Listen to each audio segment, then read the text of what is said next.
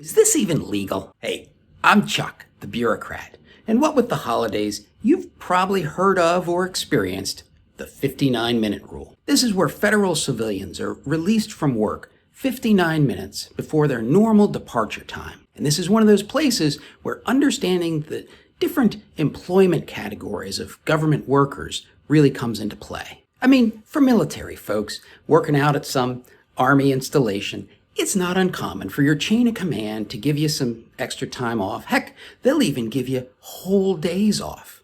But that has a lot to do with the fact that you're working for a monthly salary, and they can, and they certainly do, work you long hours when they need to. Federal civilians, even SESs, account for their time on an hourly basis. So is it even legitimate for their supervisors to give them what amounts to an hour of paid time off? Well, the short answer is yes. And if you want to get down into the weeds of the details of this, you can read this really good article from the Army lawyer, and I'll put the link to it in the description. But here's the Reader's Digest version. A supervisor's authority to excuse brief absences, it's codified in a whole bunch of laws and policies. Those laws and policies are kind of vague about the duration of these brief absences and the purpose, and they leave it to subordinate agencies to work out the details. And then in most cases, those subordinate agencies maintain a plausible level of vagueness so that frontline supervisors can do the right thing. It is really unlikely that you're ever going to run across any guidance that specifically mentions the 59-minute rule, either defining when it should be used or setting limits on how it will be used. Now, you might have heard some urban legend that the reason there's a 59-minute rule is because the smallest measurement in the personnel accounting system is a 60-minute hour.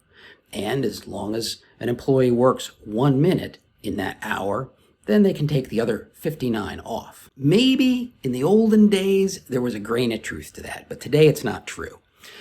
The modern personnel system accounts for time in 6-minute intervals. The reason I want to bust that particular myth is because if you're a military supervisor of civilian employees and you don't know how their time is accounted for, you might want to ask some questions about other things you're being told. So the 59-minute rule is real, and supervisors do have this power.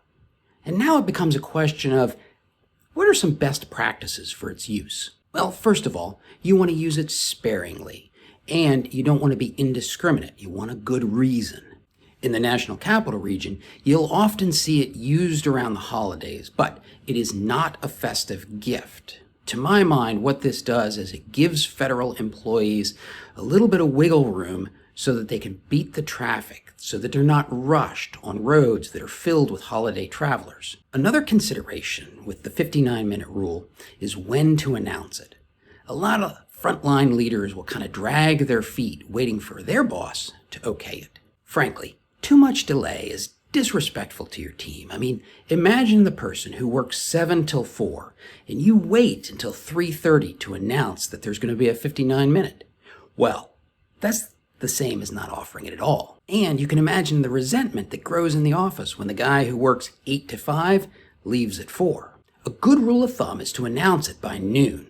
In fact, it's even better if you can announce it at the early morning meeting, and that way you can tie specific deliverables to early release. If you're a little nervous about using the 59-minute rule without your boss's permission, say so. In your weekly staff meeting, just go, "Sir, pending objection, I'm going to release my guys 59 minutes early on Friday." Another way you can handle this is you can have your civilian deputy send out a note that says, "On behalf of Colonel Thompson, the 59-minute rule is in effect." I don't really like that technique because it has this weaselly, plausible deniability flavor to it, but it is a good backstop in case you get sidetracked with something and lose track of time. Now, one important thing to remember about the 59-minute rule is it doesn't apply to contractors. So if you're going to do it, you have to think about what that means for closing up the office. I know, the Pentagon can seem like this topsy-turvy place where there's all these hidden pitfalls, but if you invest a little time and effort, you can make this place sing. And if you want an example of that, check out this video to see how you can multiply the power of a simple compliment.